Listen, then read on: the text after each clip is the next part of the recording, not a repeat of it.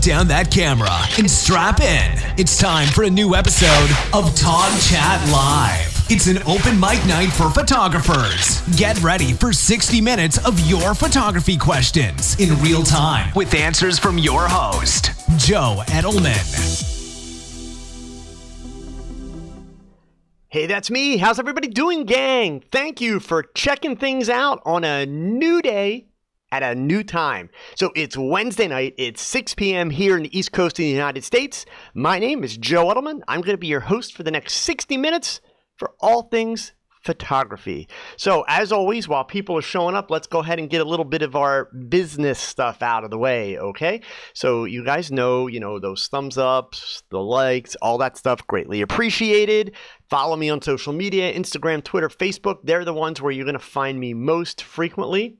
And since it's been a little while since I've been here, because we skipped a couple days since we moved from Monday night, we need to catch up on some of our prizes. So the last time we were here, I told you that our latest surprise was another Hoodman Hood Loop and Hoodman Link giveaway. And I'm proud to announce that the winner of this week's TogStuff giveaway is Tim Orendorff from Dover, Pennsylvania. So Tim has won his very own Hoodman Loop and Hoodman Link. So that'll be going out to Tim really, really soon. And hang in there because I'm going to let you know what next week's prize is real soon, okay? So we'll get to that shortly. And also, the last time that you guys saw me, I told you that I was going to be taking over the operation of the Share Your Lighting contest. So it is now the TogChat Share Your Lighting contest, sponsored by PhotoFlex. And I am really, really, really excited to announce the first winner of the TogChat Share Your Lighting contest, sponsored by PhotoFlex. And that winner is none other than Carl Haar from Peoria, Illinois. Who can resist the adorable puppy picture? I mean, really, really cute, really adorable shot, Carl. And the behind-the-scenes shot that Carl provided us, you can see here he's using a shoot-through umbrella, a nice big one. He's got the little table there where he had the puppy sitting. And Carl's prize this week is a PhotoFlex Rapidome. Sells for about $159.95. So that'll be going out to Carl direct from PhotoFlex in the next couple of days. So Carl, congratulations.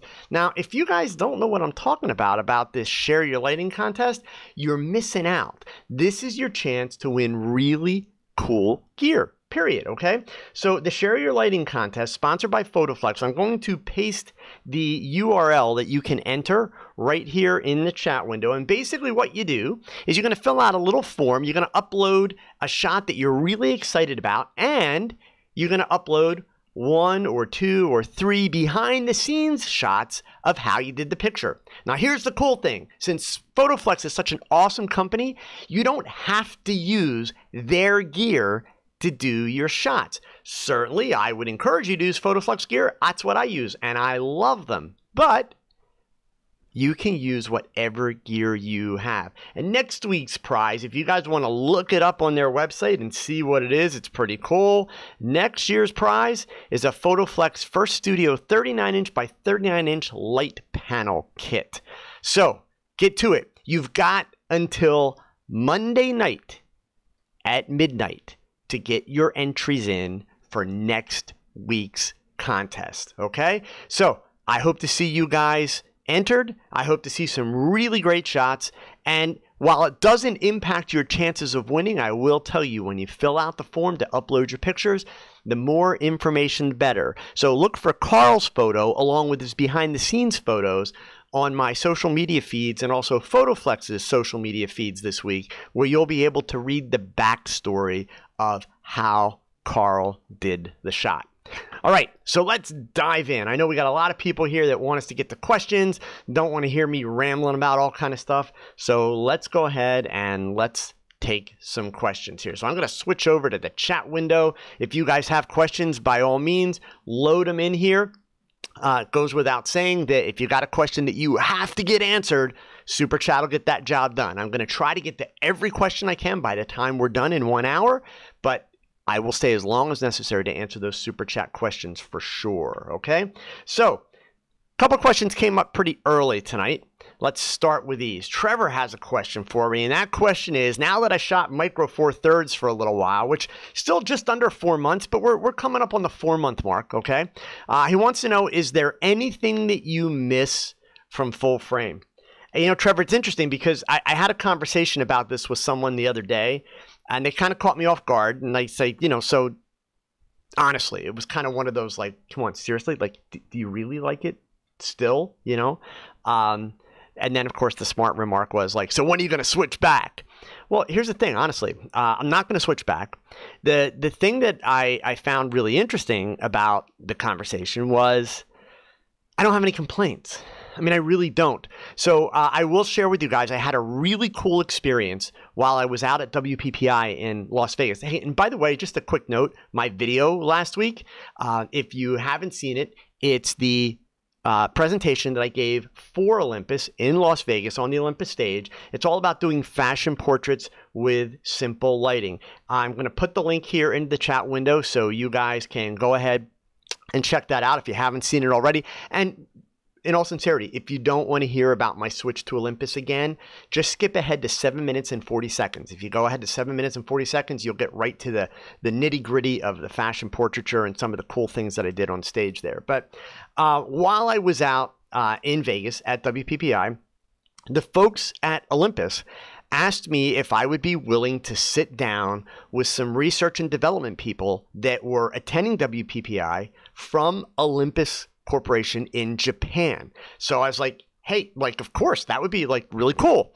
So I spent close to an hour and a half talking with these two folks that work in R&D with Olympus, and they're actually one works in marketing, one works in R&D, but they were from Olympus in Japan, and they were very focused with their questions about the portrait and wedding industry, looking at what kinds of features, what kinds of things that portrait and wedding photographers need, and also questions about how they could potentially go ahead and market a little bit more to you know, those categories. And one of the questions that they asked, and I felt kind of bad because I didn't have a lot of really good feedback for them on this one, and that was, what's missing? What do you want in the camera that the camera doesn't have? And I literally only had one feature to add, and this is a feature that is not going to help 99% of you at all. But because I do YouTube and because I live stream, it has some value to me. So the camera that you are viewing me with right now is still a Panasonic Lumix. It's a GH4. And because I'm going to be on here for like an hour, I have an AC adapter that actually like slides into the battery port, and the camera's plugged into AC power. So I don't have to rely on batteries to run the camera. You can do that with the EM1 Mark II from Olympus. However, you have to attach a battery grip to the camera in order to do it. I would love to be able to do it without the battery grip like I can with a Panasonic. That was the only feature tweak that I was able to offer them. So, Trevor, the boring answer or the short answer to your question is I really don't miss anything. I simply love this gear. I love the size. I love the weight. It's easy to use. This camera is packed with so many more features than I've had a chance to play with yet. I notice Adam here's got a question. Any desire to play with the high-res shot mode? Adam, lot of desire to play with it. Just have not had a situation present itself yet where that would make sense. Obviously, working with people and models, high-res shot mode's not an ideal scenario, but certainly when the weather gets nicer and I start, you know, doing more pictures outside just for the fun of it, potentially vacation this year, you can bet your life I'm going to be using that. One of the features that I have not used in videos yet, but I will do a video with this a little bit later this summer, is called the Pro Capture mode, which I really, really think is cool. In fact, I saw Ajax has a question here. You heard me mention that I'm going to be in Fort Worth. You've looked online, you can't find anything. So I can take care of that first. So I'll come to that, or I'll come back to that in a second, Ajax. But let me explain that while I'm in Fort Worth, I'm going to have a chance to go and photograph a rodeo. So that pro capture mode is actually going to come in really handy there. So you know what, Ajax, let me show you how you can get to the stuff about my trip to Fort Worth. Let me switch over here, bring the web browser up from my website. If you go to my website and click on this link here, lectures and workshops, you see a little calendar icon at the top there. And these literally were just added like 2 days ago. So if you haven't looked like in the last 2 days, that's why you couldn't find it, okay? But if you scroll down to May 9th, and of course, feel free to go ahead and subscribe to the newsletter. But if you scroll down to May, let's see, where are we at here? May 10th and 11th. May 10th, that is the Thursday, that evening, I will be hosting a drinking click at Taco Heads in downtown Fort Worth with Olympus and with Fort Worth Camera. And then on Friday, the 11th, at 3 o'clock, from 3 p.m. to 5 p.m., I will be presenting at Fort Worth Photo Fest, and I will be doing a talk that is similar to what you saw in my video for WPPI, but much longer, much more in depth. So the WPPI presentation, of course, was 35 minutes. This is going to be a 2-hour presentation that I'll be doing at Fort Worth Camera, and the link is there to go ahead and register. I believe it's cheap, like really cheap. I think it's $10 to be able to attend. Let me just see here so I get you the right information. Oh, here it is, Eventbrite. If we click on that link, one more click, and yeah, it's $10 to attend. So for $10, you get to spend 2 hours with me, do a 2-hour workshop that I'll be teaching, and then the admission for the drinking click on Thursday night is free. So I hope to see you guys there. And the cool part about the drinking click, there will be lots of Olympus cameras and lenses. So it's a chance for you to try them out, get a sense of what they're like. Even if you're not looking to switch, come out, have some fun, hang out and chat for a little bit. They usually have models at these events so you can take some pictures. And it is a chance to actually just, get some firsthand experience instead of listening to some guy on YouTube that's talking about the different cameras. Okay. So Anand's got a question here. Was the switch from 3.2 to 4.3 aspect ratio easy? Perhaps because you did the complete switch rather than using both systems, or are you comfortable with many aspect ratios already? I would say overall, Anand, it was easy because I did the switch completely. So there was no point in time where I was overlapping between, the two ratios. There was, kind of the aspect of taking a couple of weeks to really, I think the word would be comfortable, to get comfortable with it. The challenge is it's different. So it's simply a matter of, making an adjustment. One of the things that Olympus lets you do is actually switch the formats in body. So you can switch it to 16:9. You can go ahead and switch it to 3:2. And basically all it's doing is cropping off pixels top and bottom. And if you shoot RAW, you're still recording all those pixels anyway. But in the EVF viewfinder, you're seeing that format. So you have the option of working a lot of different ways with that. So I did not see that as as a really big deal. Okay. So Nerd45, do you think that YouTube photography channel should be insulting others because of a personal vendetta? I'm not saying who's doing this, but I'll bet you can guess. Yeah, I know who's doing this, Nerd. So look, here's the thing. So here, you guys, I know you guys like it when I go off on rants. I'm not going to do a full-blown rant, but I am going to make some statements that maybe people won't like a whole lot, okay? I did see that there's a new one happening this week, only because one of the people in question is in my Instagram feed, and so I saw it flying by. And my usual response with that stuff is kind of like roll my eyes, because more often than not, these things start over, some kind of a misunderstanding, and then it's a matter of, who's going to kick and scream the loudest and everything else. But here's the thing, okay? Here's the thing. So to answer your question the way that you asked it, let's start there, right? Do I think that YouTube photography channels should be insulting each other because of personal vendetta? So human beings shouldn't insult each other because of a personal vendetta, right? So at the end of the day, is it the right thing to do? Is it adult-like? Yada, yada, yada. No, okay? It's children misbehaving. But you know what? Let's be fair, okay? I don't think there are that many adults that have not been guilty of that at least some point in their life. I've been guilty of that. I'm not proud of that, but I've been guilty of that. If you followed me for a while, you know that I do speak out when I feel that other YouTube photography channels are educating poorly. And when I do that, I will give very, very detailed and specific reasons why. So I don't believe in the vendetta thing. Sure, there are YouTube photographers that I like better than others, but to have a vendetta, like really? Like life's too short. It's simply, it's simply not worth it, okay? To me, at the end, it comes down to education. But here's who's to blame. Here's the part you're not all going to like. The people that are to blame, Nerd45, are actually people like yourself who asked the question. The people that encourage these feuds, the people that watch the videos that come from these feuds.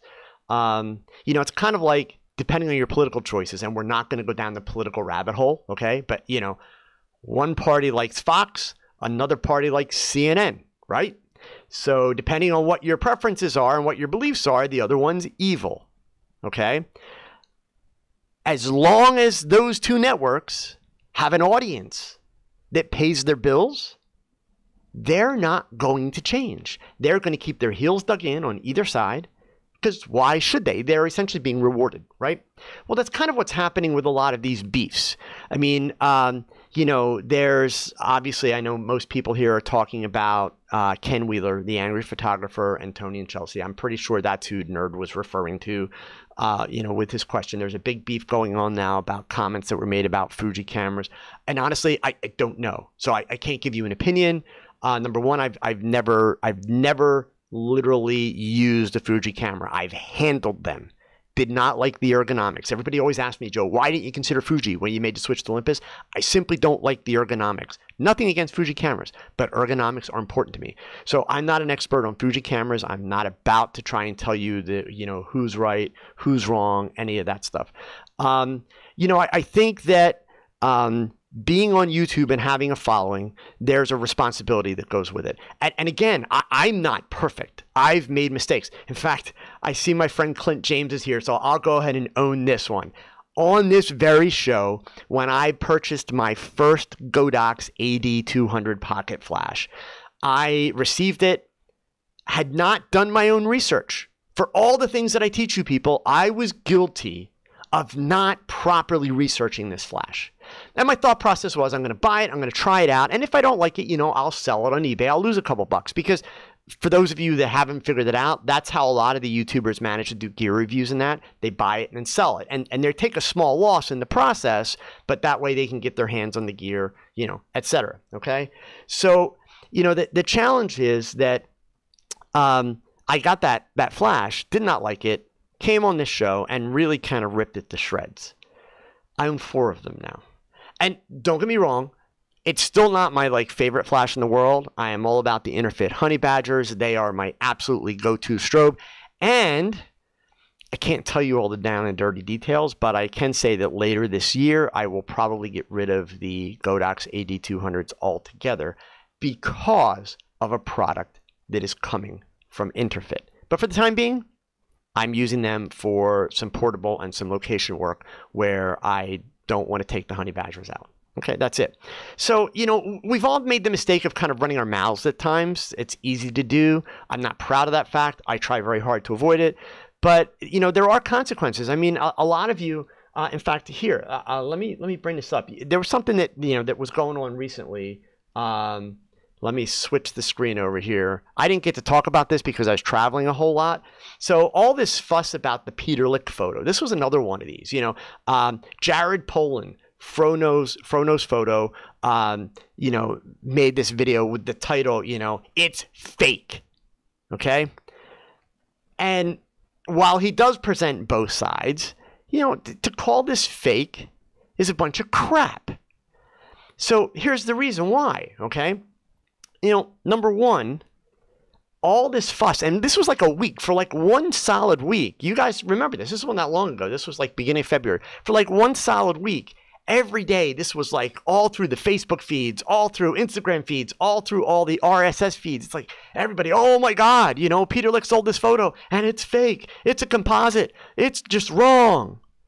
It's just a bunch of really jealous people that got their panties bunched up in a wad and just wasting an amazing amount of time and energy trashing it. So ironically, while I was in Vegas, Peter Lik has several galleries there. One of them happens to be in the Mandalay Bay. So I walked past it twice a day. Yeah, no, Adam, I'm definitely not sticking it to fro, but I want to point out, you know, to call this fake it's baloney. It's not sticking it to anybody. It's like, hey, come on, you know? And Nate, you're right. Peter Lik did laugh all the way to the bank. And here's why. I'm willing to bet you that no photographer has ever purchased a Peter Lik print. Part of the simple reason is most of us photographers couldn't afford a Peter Lik print. Really pretty basic and pretty simple, right? Okay, you know, Peter Lik markets his work as art, and I'll tell you what, if you ever get a chance to walk into an actual Peter Lik gallery, you better do it. Don't just walk by. Walk in. Amazing. Like, incredible. I defy any photographer to not tell me that they are just incredibly impressed by a Peter Lik print. But here's the cool part. So I was curious, since WPPI was like a month after this, you know, the end of the month, what would their take be? In fact, I even thought when I first realized, oh yeah, there's a Peter Lik gallery here, I wonder if they may be closed because of WPPI and all this fuss.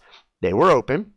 And when you walk past, you couldn't see Moonlit Dreams. That's the title of this image. You could not see that image anywhere.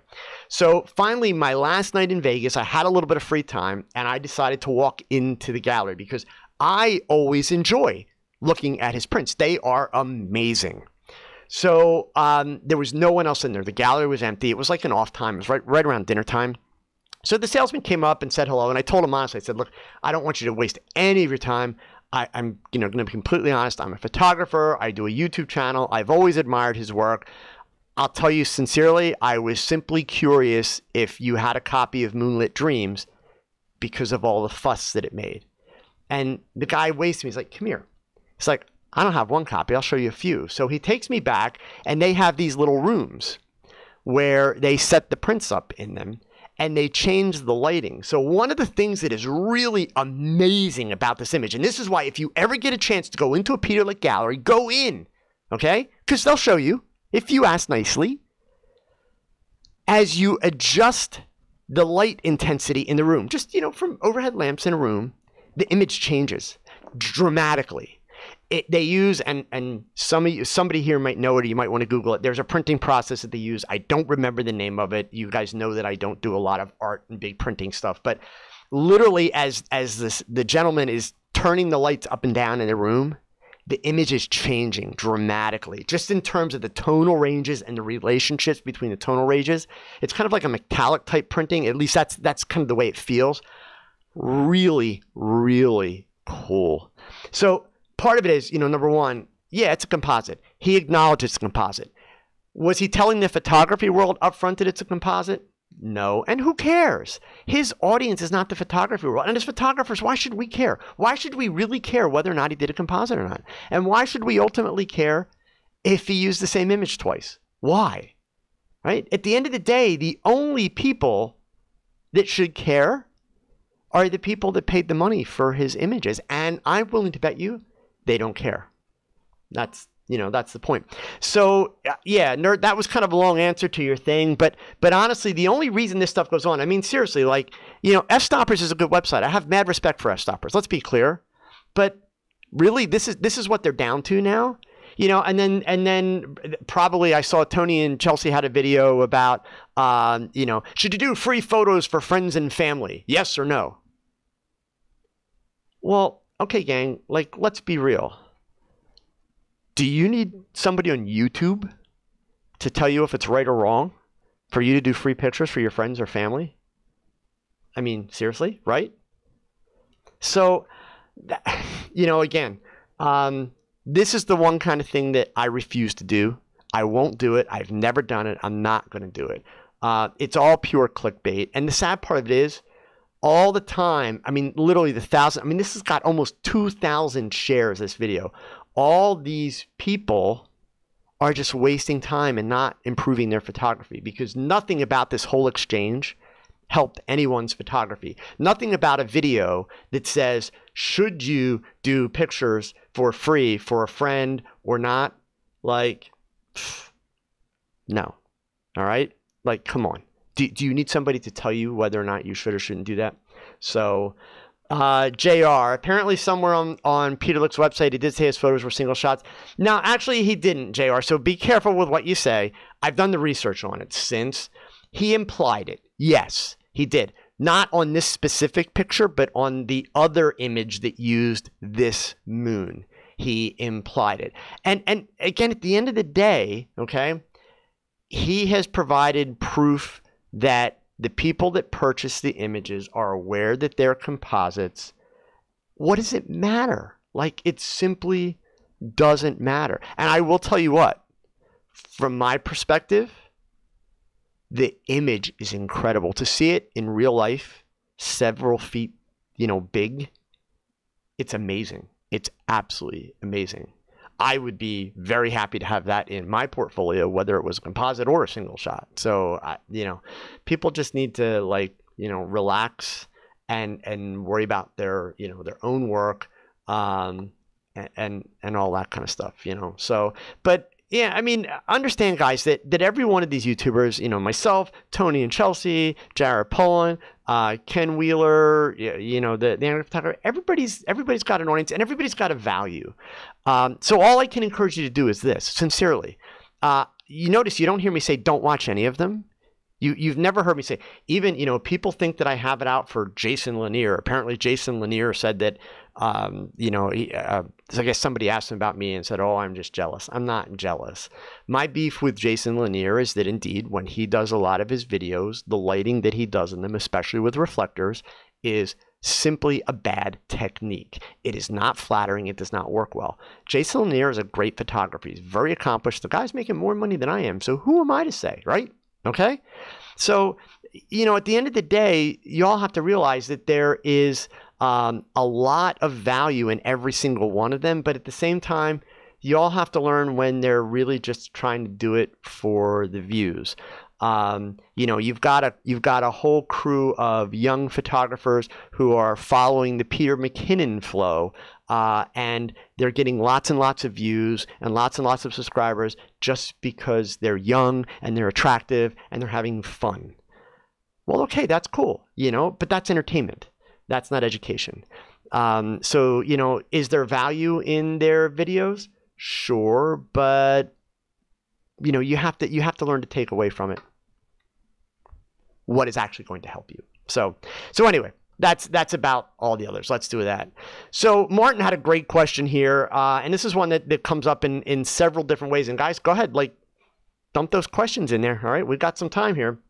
So Martin's question was, would you say that there is an exception to your only one best shot rule if you change the central parts of the setup, like the location or the outfit? And if yes, how much would you have to change before you would consider it? So, Martin, I kind of feel like you're trying to split hairs a little bit here, but here's how I would relate that.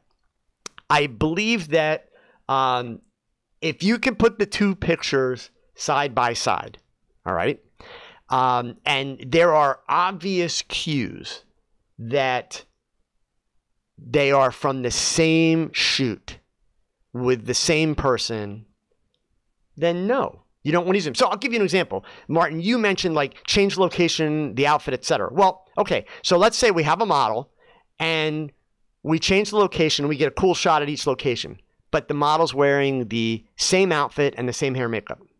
No, that's boring, okay? As far as, changing the outfit, Well, okay, so if we have the same model in the same location and the same hair and makeup, but we just change the clothes.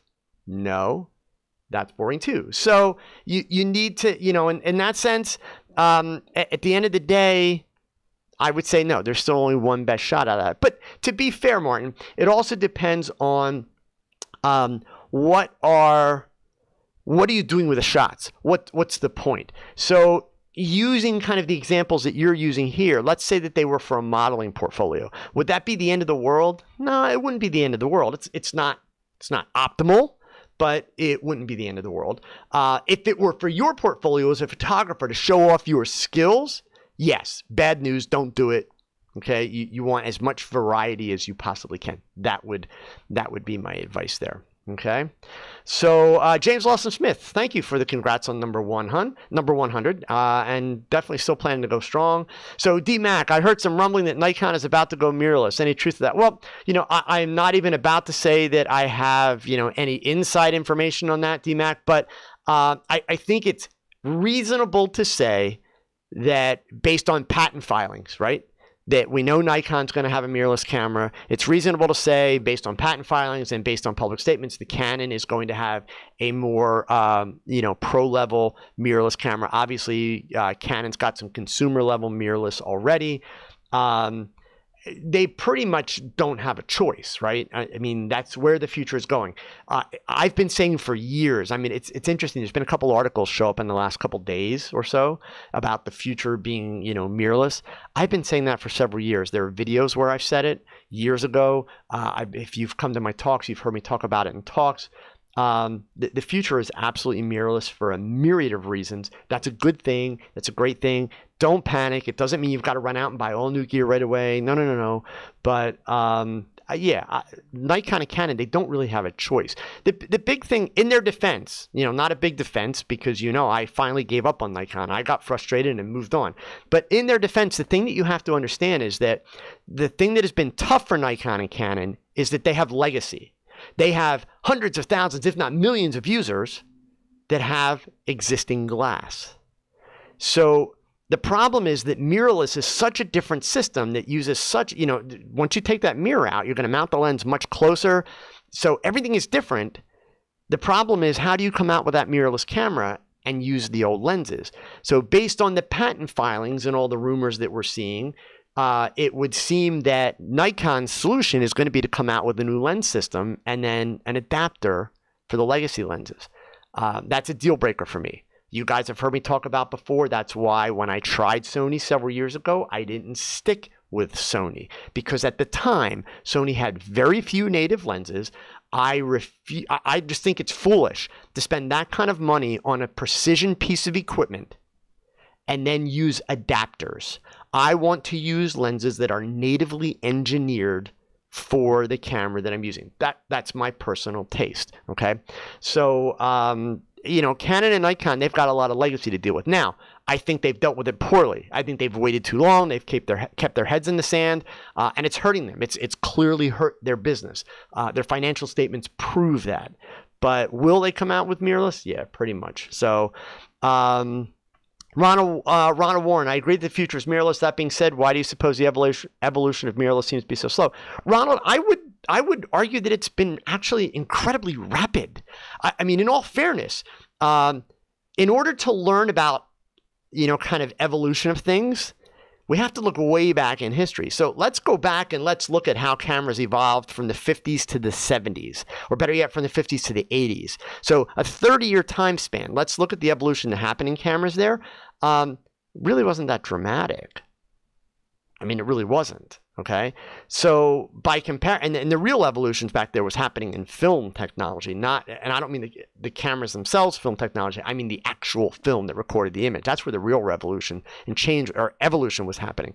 Cameras didn't actually change that much. So in terms of where we're at with digital, I think that mirrorless has been coming, fast and furious, getting much bigger in terms of its market share, all that kind of stuff. Again, the obstacle is, and the part that seems slow, if you're a Canon user or a Nikon user, it seems like it's taking forever.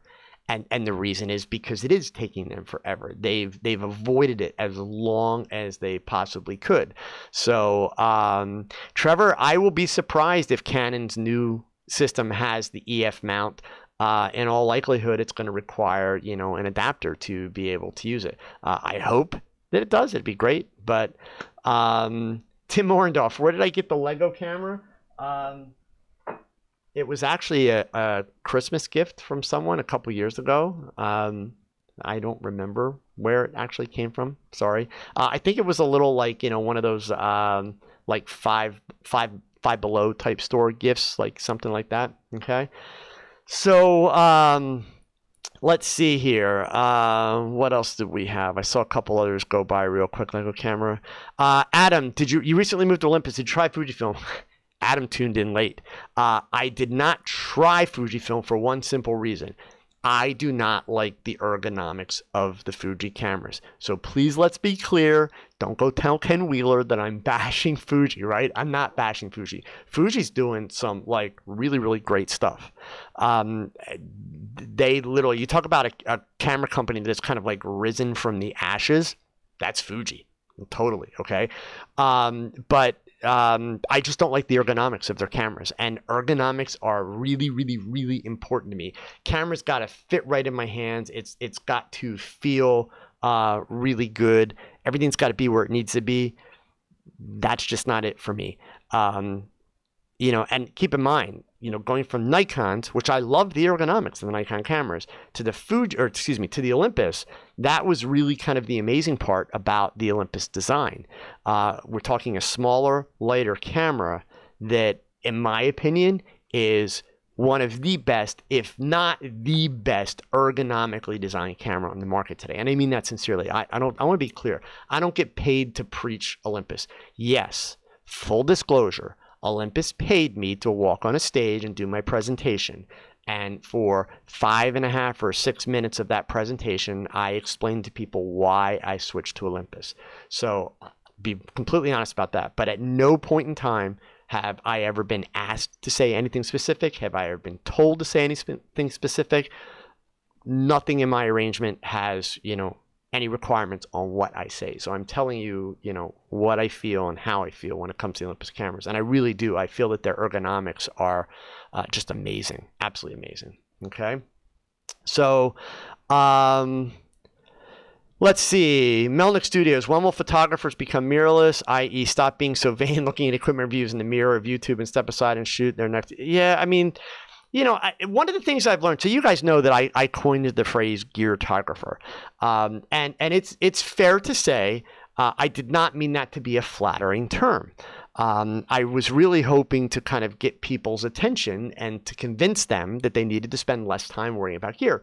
But in all fairness, there's something that I've learned in the process. Because I'm sure you can imagine, I hear from lots and lots of people during the course of a week. I get to meet lots of people when I go out and I do my speaking engagements. And I can't use geartographer in a derogatory way at all anymore. And that's because I have actually met a lot of photographers, who their true pleasure in photography, it's the gear. That old phrase, boys love their toys, right? So, and for some people, that is their true pleasure. And so it's not fair to, kind of, shall we say, bully them to say, oh, no, you should be less concerned about that and more concerned about the picture. That's not fair. But indeed, for someone that is, more concerned about the art of making a photograph than for that person, yes, being a geartographer is not a good thing. Minolta for life. Am I an Olympus ambassador now? I am not an Olympus ambassador. No, you can check their website. I am not a visionary. I am just a guy who recently switched from Nikon. Which I've explained, it's in my video. I reached out to Olympus before I did it in the hopes of being able to try out some of the gear, and they were extremely gracious in helping me do that. And as a result of that, that's how I met them and made connections. Ironically, I live 12 minutes from their U.S. corporate headquarters. Have for years, but I've never had a relationship with them. So after I made the switch, they asked me if I would be interested in presenting at Imaging USA and also, you know, WPPI. So that's how my relationship with Olympus came about. That's it. But I am not an Olympus ambassador. If they ever want to add one, I would do it in a heartbeat. I'm a big fan of their gear, but not yet. So Melnick Studios, you're getting soft. Yeah, I think it's an old age thing. I'm getting soft in my old age. But hey, you know, I don't have a lot of filters. You guys know that I speak what I think. And so sometimes, you know, things are a little bit harsh. And that's one of the lessons that I learned was, you know, the geartographer thing. I stand by the intent and what I want to accomplish with it. But unfortunately, there are some geartographers who that's truly where they derive their pleasure. And they have every right to do that. So let's see here. I saw another one. Cathal, I recently did a family portrait. Captured a cute baby and mom photo, but the mom has lots of facial hair around her mouth and chin. I tried to smooth it out in Lightroom. What else can I do? She also has a double chin too, and I tried politely to move her chin closer to the camera. So, you know, it's interesting, Cathal, that I read your question right after we've had this whole conversation about Olympus.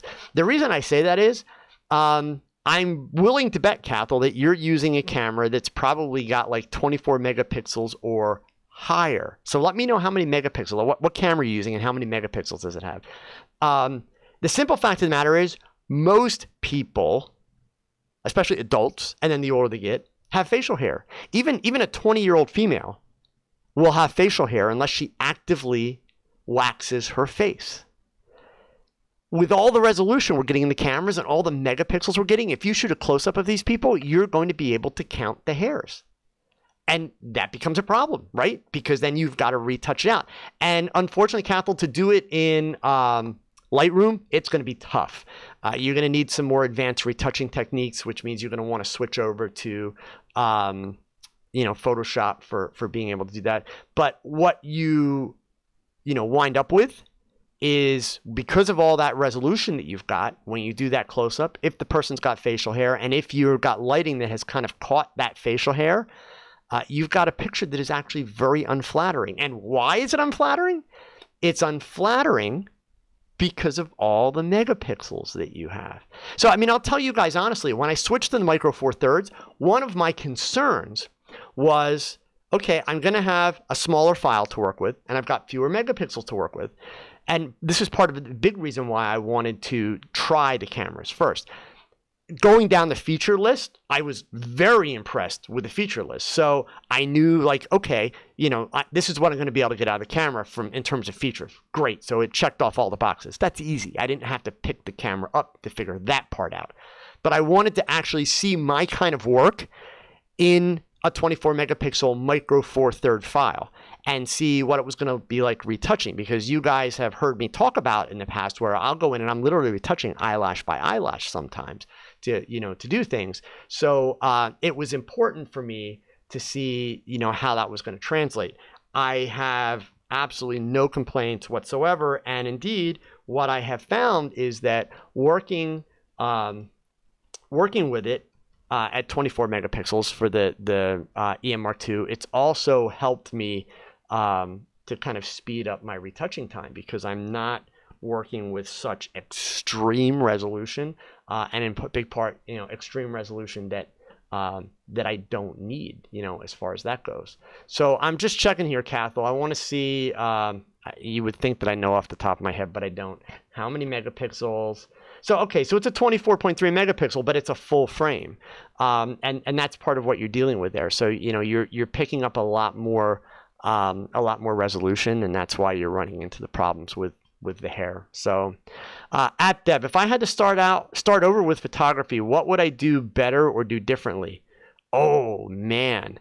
So I've kind of talked about bits of this before. If I could start out again and know everything about life that I know now, I wouldn't be a cocky and arrogant teenager.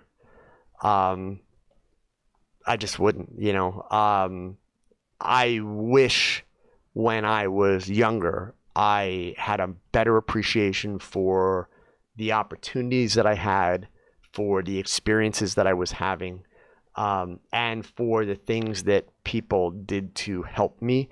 Oftentimes little things, which why as a teenager they kind of went by and I paid little notice of them.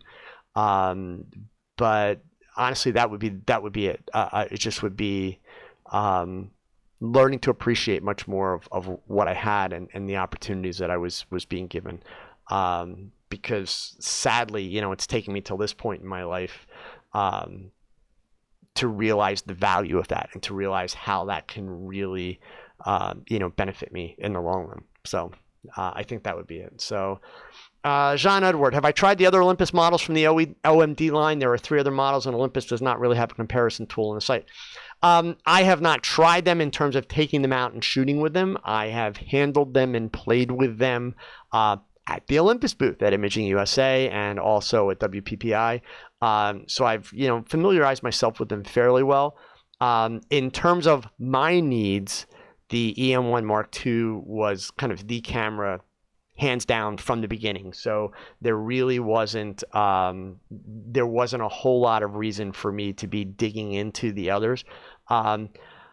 I don't know that Olympus would categorize them this way, but I would categorize the other models as kind of more of a prosumer type camera and also consumer camera. The EM1 Mark II is hands down, it's their flagship camera. It's how they refer to it, and it is meant to be their top of the line, you know, kind of pro-featured, pro-level camera. So I will say, and I'll go ahead and admit it, I'll own it. I do have one other Olympus camera that is on my gas list, my gear acquisition syndrome list, which I'm hoping to pick up before the weather finally turns nice here for the spring in Pennsylvania, and that is the Olympus Pen F. You talk about a sweet little camera. Oh my gosh. I have a feeling that if I had a camera like that, it would never leave my hands, like ever, except to go ahead and use the Mark II. Really, really, really nice. So let's see here. We're talking about the Tokina. Yes. So for those of you that are APS-C and full frame, still hands down the Tokina 100mm 2.8 is like my favorite portrait lens out there. Under $400, sharpest thing you'll ever find. However, for those of you that are Micro Four Thirds, a lot of people have, you know, convinced me to try out the Emswico 75mm f1.8, and of course I also have the 45mm f1.2 Pro. And people have been asking, so which is your favorite, Joe? Which you like the best? Hands down, no ifs, ands, or buts about it. The 45mm f1.2 Pro is my go-to lens. That's the lens that I do most of my work with. However, I totally do see myself using the 75mm f1.8 for outdoor shots when the weather turns nice, working with models, people, etc. Both incredible lenses. So, Darko, I did own a Sony a6000. In fact, I owned 2 Sony a6000s back when I switched from Nikon to Sony. They're a lot of fun. A little too light on the feature set for me to work at a professional level. And again, at the time, the only real slam I had at the time with the Sony gear was unfortunately that there really just were not a lot of lenses available. So in order for me to be able to have the full range of optics that I needed available, I was going to have to work with adapters, and that was definitely not an option, you know, for me. So so I see, Christian, you asked about the Tokina 105 or 100mm. Yes, I will tell you that the 100mm 2.8 is an awesome lens to put on that camera for doing portraits, etc. Now, there's one little caveat there, Christian. If you are working in really tight spaces on the D7100, which is an APS-C camera, that's going to be the equivalent of a 150mm lens. So it's a little long. It's not too long unless you don't have the space. So just, you know, make sure you're doing a little bit of calculating and thinking ahead in terms of how much space do you have to work in. Otherwise, while yes, it's a great lens and yes, you'll get great quality from it, you may run into a problem where you're not able to get far enough away from your subject, in which case you want to potentially look you know, at a different lens, and then you might want to go ahead and look at like the Nikkor 85mm f1.8 or something, you know, something along those lines might be the best way for you to go. Okay. All right, guys. Do we got any other questions here? Let me scroll back and see what we've got. Fire Angel Londoner, the smoothing tool is not the best for dealing with facial hair in Photoshop. It zoom right in and use the healing brush tool on every individual hair. Tedious business. Yeah, I mean, getting rid of the facial hair on subjects when you're working with really, really high resolution and you manage to catch it with your lighting, it's tough, gang. It's really tough. So, you got to understand that there is some value sometimes to not having super huge resolution. Okay. So real quick, now there's some good questions coming in. So before I jump into those questions, guys, let me also kind of tip you guys off here. This week, the prize for the TogChat or TogStuff giveaway, which you can enter by going to tog.chat/win. I got two things in one package. They are from Lumiquest. They are light modifiers. So it is the Lumiquest Ultrasoft bounce card and the Lumiquest Softbox 3. Okay, so you guys will have until next Wednesday to enter. There's a whole bunch of different ways you can enter. So make sure that you take a few moments, visit that link, tog.chat/win, and enter so that you're in for those prizes. Okay? So going back to our questions here, Cathal, I also did a fitness photo recently, and the model had skin folds in certain poses. You tried smoothing them out or cropping tighter. Is there anything else you could try? Well, I mean, depends on your pose. Cathal, you could potentially tweak the pose to eliminate the fold. That's one way, or tweak the camera angle that you're shooting at. So certainly whenever possible, you want to try and tweak it in camera as much as you can. But if that's not a possibility, then yes, it's going to be a matter of maybe eliminating some of it with lighting, but probably working on it in post. And Photoshop is definitely going to be the better of the tools for doing that. So Peter Tran, have I tried Sigma's line of lenses for mirrorless? I have not. And I'll be honest with you. So I'm not a fan of Sigma, but full disclosure, let me explain why. Back in the day, and I mean way back in the day, okay, when companies like Sigma and Tamron were starting out, they were all junk. They simply were. Third-party lenses, back like in the 80s were horrible, okay? They were lenses for people that simply had no money and needed lenses. They were junk. All of these companies, Tamron, Tokina, Geraldo, thank you so much for the super chat. I really appreciate it. Tamron, Tokina, Sigma, all of them, they have come a long way and they put out some great gear. I have not in the last 18 years, 18 years since digital technology came out.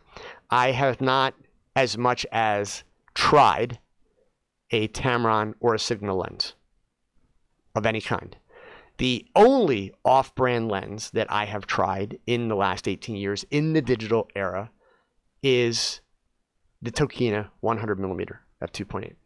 Other than that, I used all Nikkor lenses for my Nikons. I used the few Sony lenses that were available for the Sonys. And of course, now I use all Zuiko lenses for Olympus. Okay.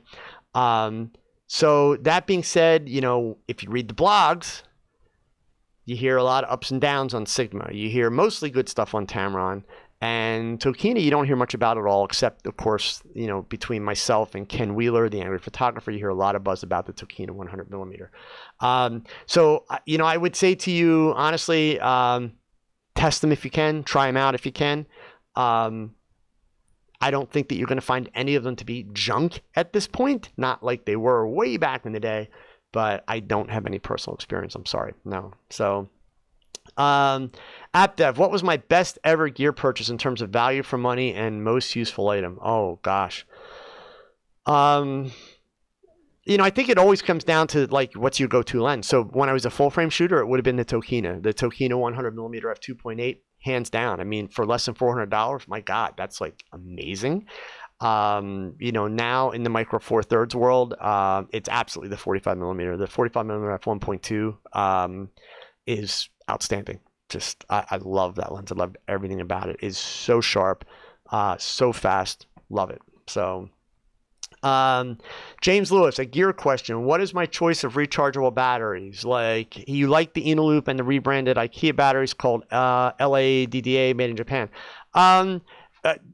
I have been using Eneloops for years. So if we're talking like double A's, I've been using the Eneloops for years. After the news that's come out this last few weeks, the next time I need to replace those, I very well may be going to IKEA.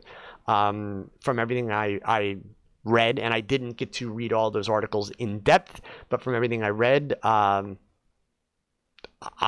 have no reason not to go get those, especially considering the price difference. The good news is I'm using fewer and fewer AA rechargeables at this point. So more and more of the gear that I'm getting, which I shouldn't say good news maybe, but different news. More and more of the gear that I'm using is using lithium style batteries that are kind of custom made for that, like the Godox 8200s, for instance. So the good news is it's lithium and it's not double A's. The bad news is every one of these pieces of gear has its own unique battery, which that part is not cool. Okay. So, Joe Ash, is Interfit going to update the S1, S1A line? I'm not sure about that, but I can tell you they're going to update the Honey Badger line later this year. That's all I can tell you. I can't say anything else, or like I'll get hit by lightning if I say that. But Joe, I am curious, what kind of an update are you looking for the S1, S1A? Because obviously I, do have a line of communication with them. I will certainly pass it along, but I am not aware of any modifications that are coming up at WPPI. For those of you that aren't aware of it, Interfit announced a whole new line of studio accessories called Studio Essentials. I would really encourage you to check it out. And if you, in fact, here, let me switch over. If you are going to purchase any Interfit gear, gang, any of their gear at all, let me switch over here. If you go to my website, underneath the contact tab, click on industry discounts. And by the way, just to be clear, these are not affiliate links. I make no money. Interfit will vouch for that. They have an affiliate program with their creative pros where the pro gets a percentage of the sales used on their discount code. I told Interfit when they sponsored me, I will not participate in the affiliate program, but I will gladly share the discount code, so I get no kickback for talking about Interfit. So if you are going to purchase from Interfit, though, you can save 10% off by using the code Edelman10 at checkout. But definitely let me know what you're looking for updates with them. Okay. So let's see. Alexander, the Tokina is a rebranded Pentax lens. Couldn't tell you, baby. Maybe it is. I've seen nothing to say that that's the case, but I've seen nothing to say it's not the case. So, okay. Sato, unless one day photography is going to pay the bills, I'll stick with the Olympus 45mm 1.8, which, by the way, has amazing reviews. And from everything I've ever read, it's an outstanding lens. Okay. So, Iman, what is the best alternative to Adobe Lightroom? It really depends, Iman. That's a question. Be very careful about asking that question because there are a bunch of answers available. But the problem is, there's 6 more questions that I need to ask you to give you a good answer. Like, for instance, what type of photography are you doing? What features are you using the most in Adobe Lightroom? And what features would you miss if you did not have them available in Adobe Lightroom? You give me that feedback really quick because I'm almost out of time here, but then I can hopefully point you in the direction of something that's going to actually help you. Because otherwise, I'm just going to tell you what I use, and what I use may not help you at all. Okay, so I'd rather give you an answer that's actually going to have some value to you. So let's see here. Interfit have not got the Studio Essentials range on the UK site yet. Really? That's interesting, Tim.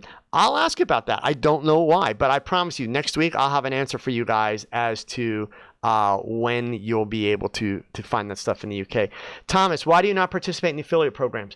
So the reason the only, full disclosure, guys, I make no secret about this. The only affiliate program that I'm involved with is the Amazon one. So like, underneath the videos, sometimes I'll post links to Amazon. So I make, a couple percentage points if somebody buys from those links.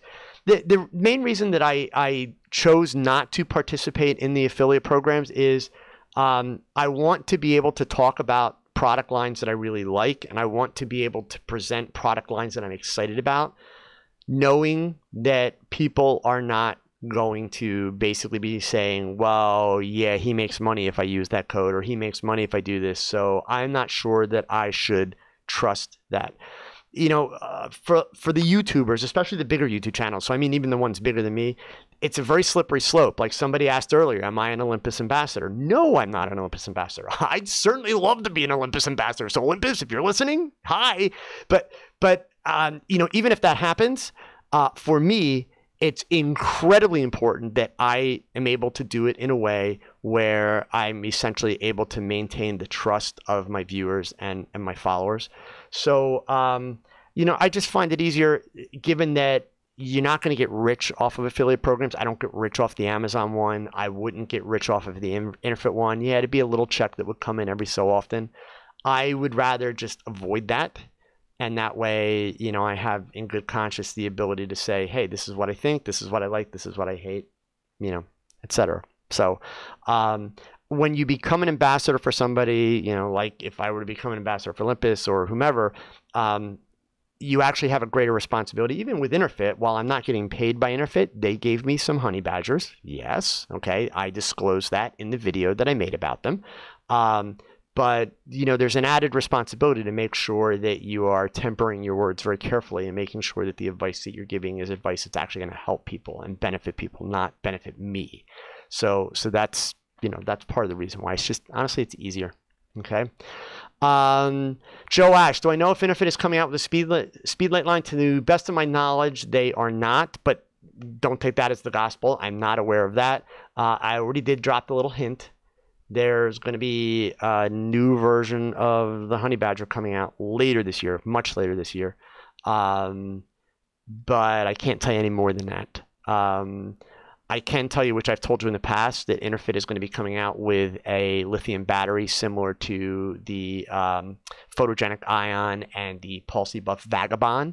That's going to be coming out this summer with some definite feature improvements over the Buff product and the Photogenic product. And again, I can't tell you exactly what the feature improvements are yet, but I promise real feature improvements and better price. So, you know, that's also coming out too. Ian, yeah, I have no need. Like, you know, I appreciate you mentioning the Sigma Art range. I've heard nice things about them. There's no reason for me to check them out. One, I'm not sure that they make them for Olympus. And two, I don't need any lenses. I've got everything. I'm seriously not... I'm seriously not a gear guy. Like, that's why that's part of the reason why I want equipment that's engineered for my cameras. That's the whole point. I don't want to have to think about one thing being different or not being different. You know, when I put an Olympus lens on my camera, they all turn the same way. You know, everything's the same. There's like no differences, no variations, etc. So, so it's not a slam against the off brands. It's just, for me, I want gear that's engineered to work together as much as possible. That way, I don't have to think about it ever. Okay. Adam Batchelor, aren't Interfit, Godox, etc., all from the same factory in China with different brand name? I've never heard any reason to think that. No. So I couldn't tell you one way, you know, or the other. I think that that's kind of a slightly misinformed American thought process, to be honest, Adam. But I have no information that proves your information wrong either. So, let's see here. John, you just got your first set of Honey Badgers. First strobes, awesome. Yeah, trust me, you'll love them, John. They're great. And like I mentioned, Interfit has some cool stuff coming out to go with the Honey Badger line later this year. So that whole group is only going to get better. So let's see. So Jean Edward is saying that Interfit does have the Studio Essentials line. Steven, haha, here we go. See, guys, here's the cool thing about what we do. So there's the note from Steven Squires. Steven Squires, let me introduce you folks because you have access. So for those of you that are Interfit users, Steven Squires is not only the marketing guy, but he's the product guy for Interfit. And so indeed, Interfit is not done where Godox is done. Okay. So end of that rumor. So let's put that to bed. So if any of you have questions about the Interfit product, so Steven, since you're here and you're watching, can you weigh in just to clarify? Because I see somebody did mention this, but Somebody mentioned that the Studio Essential stuff was not available in the UK, but I noticed someone else has posted that it is on the UK website. It's just organized differently. So I haven't had a chance to go check. Stephen, can you give us an answer on that so we can help the European folks find those Studio Essentials things really easy? And or if for some reason they're not there, we can tell them, when to expect them. But there you go, gang. You've got access to the manufacturer right now. So I'm going to go just a couple more minutes. So go ahead and ask your questions. So Iman Rahman, I do mostly portrait and I enjoy Lightroom very much. I'm wondering if there is a software that is close to its user interface. Iman, I'm not going to lie to you. I don't quite understand what your question is. Do you mean you're looking for a software other than Lightroom that looks and works similar to Lightroom? Is that what you're asking? Let me know. So, Al B, question, is Olympus compatible with Capture One for tethering now? Still using the Olympus connectivity tool. Olympus can be processed. Olympus file formats can be processed in Capture One, but it does not tether through Capture One. But it's a super simple process. And you guys know that I'm like freaky fussy about having smooth workflow, right? That was one of my concerns when I made the switch. But here's what blew me away. So it's actually better this way. Olympus has a piece of software called Olympus Capture. That is there. Thomas, thank you so much for the super chat. I really, really appreciate it. The Olympus Capture software is what you use to tether with Olympus cameras. That being said, it is wicked fast. So we've known for a long time that Capture One is much faster to download the files than Lightroom is. Olympus Capture blows away even Capture One in terms of downloading the files. And the thing that's really great about Olympus Capture, you automatically get live view and the shot image, plus you can control every single aspect of your camera, even the menu pieces from the Capture software. So all you do in Capture One is you set up a hot folder that basically monitors that folder. Every image that comes down pops it into Capture One. So if you want to pre-process your images, in other words, do your developing based on your last test frame and then have it automatically process the images as they're loaded, that's all you're doing is basically setting up the hot folder. So Thomas Ryder, what do you think is the minimal space needed for a studio? Honestly, it depends on what you're trying to do. I mean, in a perfect world, my studio space, the actual shooting area, which you've watched the video on YouTube, hopefully, it's 13 feet wide by about 26 or 27 feet long.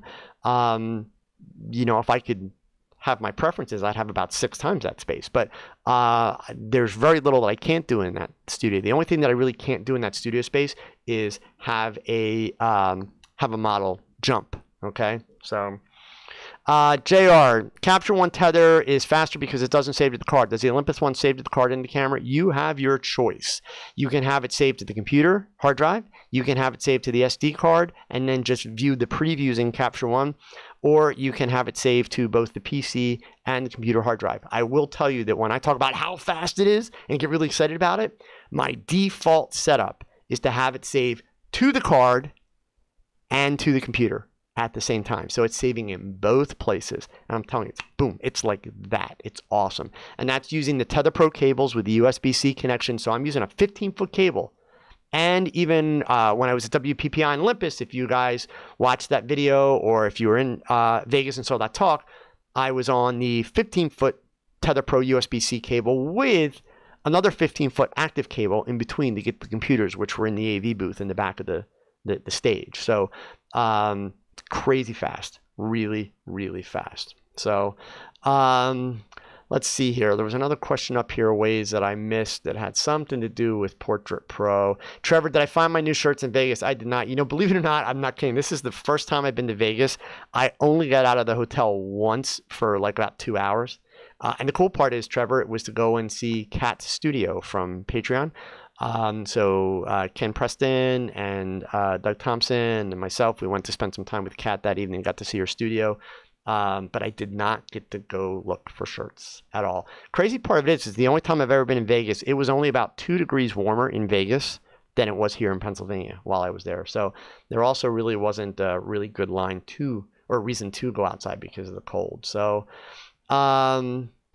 Gosh, I know somebody asked me about Portrait. Somebody asked about Portrait Pro software. I apologize. I can't see the question right now, or I can't seem to find it.